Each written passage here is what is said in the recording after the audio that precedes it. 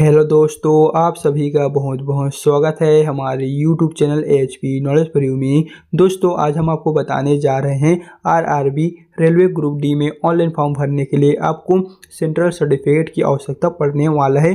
तो आपको इस सेंट्रल सर्टिफिकेट को कैसे और कहां से बनवाना है, क्या प्रोसेस होने वाला है, एंड यह जो सेंट्रल सर्टिफिकेट है वो कितने दिनों पे बन जाता है, इस वीडियो में हम आपको इसी के बारे में डिटेल में जानकारी बताने जा रहे हैं। और साथ ही इस सेंट्रल सर्टिफिकेट को किस किस को बनाना पड़ेगा, जैसे कि अगर आप एससी, एसटी, ओबीसी या जनरल कैटेगरी से बिलोंग करते हैं तो क्या आपको भी बनवाना पड़ेगा, और साथ ही बिना आईटीआई वाले आवेदन कर सकते हैं कि नहीं। जैसे कि अगर आप सिर्फ 12वीं पास किए हुए हैं, आप आईटीआई पास नहीं किए हैं, तो आप इसमें फॉर्म भर सकेंगे नहीं। आज की इस वीडियो में हम आपको इन सभी सवालों के बारे में स्टेप बाय स्टेप डिटेल में इंफॉर्मेशन प्रोवाइड करने जा रहे हैं।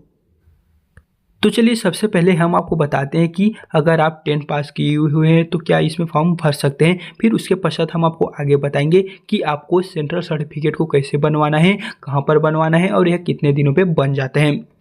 तो जैसा कि आप लोगों को पता ही है, जो यहाँ पर आरआरबी रेलवे ग्रुप डी की ओर से वैकेंसी निकला हुआ है, इसमें 10 पास रखा गया है। साथ ही दोस्तों हम आपको बता दें, इसमें आईटीआई भी रखा गया था, यानी कि 10 के पास के साथ साथ यहाँ पर आईटीआई भी रखा गया था। लेकिन कुछ कारणों की वजह से सिर्फ यहाँ पर 10 पास वाले भी अप्लाई कर सकते हैं। इस तरह का यहाँ पर प्रावधान रखा गया है। जो आईटीआई था वो वहाँ पर कट कर दिया गया है, आईटीआई को वहाँ से हटा दिया गया है। लेकिन वहीं हम आपको बता दें, अगर आप सिर्फ यहाँ पर 10 पास है तो भी आप इसमें फॉर्म भर सकते हैं, और साथ ही अगर आप 10 के साथ साथ आईटीआई भी किए हुए हैं किसी भी फील्ड से, तो भी आप इसमें दोनों के कंडीशन में आप इसमें फॉर्म भर सकते हैं। तो ये तो दोस्तों हो गया कि अगर आप 10 पास किए हुए हैं और आईटीआई नहीं किए हुए हैं तो आप यहाँ पर फॉर्म भर सकते हैं कि नहीं। तो जैसे कि फ्रेंड्स हम आपको बता दें, जब आप आरआरबी के ऑफिशियल पेज पर वहाँ पर जब आप अपना ऑनलाइन फॉर्म भर रहे होंगे तो वहाँ पर आपको एक नंबर डालने को कहा गया था। जैसे कि वहाँ पर सेंट्रल सर्टिफिकेट का एक नंबर वहाँ पर आपको डालने को कहा गया था। लेकिन हम आपको बता दें, बहुत सारे स्टूडेंट हैं जो हमारे चैनल में कमेंट कर रहे थे कि सेंट्रल सर्टिफिकेट नंबर क्या होता है, कैसे बनवाना होता है, कहाँ पर बनवाना होता है और कितने दिनों पे बनता है।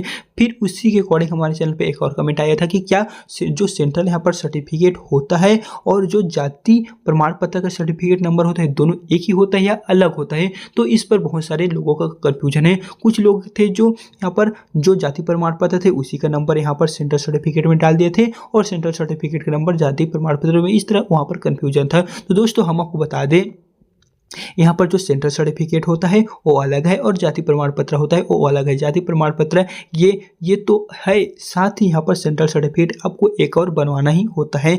जैसे कि आप लोगों को पता ही है, जो सेंट्रल सर्टिफिकेट होता है वो वहाँ पर नॉन क्रीमी लेयर के तहत होता है। अगर आप ओबीसी नॉन क्रीमी लेयर से बिलोंग करते हैं तो आपके लिए यहाँ पर ओबीसी नॉन क्रीमी लेयर के तहत एक वहाँ पर सेंट्रल सर्टिफिकेट होता है, जिसको आपका ट्रेन पास भी कहा जा सकता है। जैसे कि दोस्तों अगर आप वहाँ पर नंबर को फिलअप करते हैं तो आपको कुछ वर्षों का वहाँ पर और भी छूट दिया जाता है। जैसे कि अगर आप इसे फिलअप नहीं करते हैं तो आपको जनरल कैटेगरी वाला समझ लिया जाता है। लेकिन आप वहाँ पर जैसे यहाँ पर ओबीसी नॉन क्रीमी लेयर के तहत इस नंबर को, सेंट्रल सर्टिफिकेट नंबर को डालते हैं, तो भी वहाँ पर इस तरह का प्रावधान रखा गया है। एंड अगर आप इसे सिर्फ नॉन क्रीमी लेयर की जगह यहाँ पर ओबीसी क्रीमी लेयर सिलेक्ट करते हैं तो आपको यहाँ पर जो सेंट्रल सर्टिफिकेट का नंबर है उसे वहाँ पर डालने का ऑप्शन नहीं दिया जाएगा। लेकिन वहीं हम आपको बता दें, बहुत सारे स्टूडेंट का कहना है कि क्या हम जाति प्रमाण पत्र, कास्ट सर्टिफिकेट का नंबर वहाँ पर अंकित कर सकते हैं। तो दोस्तों आप ऐसा मत कीजिए, आपका जो फॉर्म है वो निरस्त भी हो सकता है, या फिर आपको कोई भी आगे जाके प्रॉब्लम हो सकता है। तो आप ऐसा मत कीजिए। अगर आपके पास सेंट्रल सर्टिफिकेट है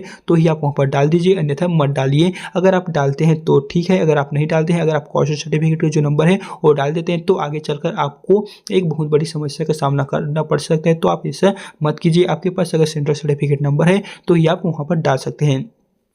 एंड वही हम आपको बता दें कि आपको इस सेंट्रल सर्टिफिकेट नंबर को कहाँ से बनवाना होता है या फिर सेंट्रल सर्टिफिकेट कैसे बनवाना होता है। तो दोस्तों हम आपको बता दें, आपके नज़दीकी में एक कोई भी चॉइस सेंटर होगा तो वहाँ पर आप जाके पता कीजिए कि हमें सीएससी सेंटर से आपको एक यहाँ पर सेंट्रल सर्टिफिकेट बनवाना है। वहीं से ही यह जो कंप्यूटर सेंटर होता है, सीएससी सेंटर होता है, वहीं पर जो सेंट्रल सर्टिफिकेट नंबर होता है वो कुछ दिन के अंदर ही, जैसे कि 1 हफ्ते के अंदर ही या फिर 3 से 4 दिनों के अंदर ही जो सेंट्रल सर्टिफिकेट होता है वो बन जाता है। तो आपको घबराना नहीं है।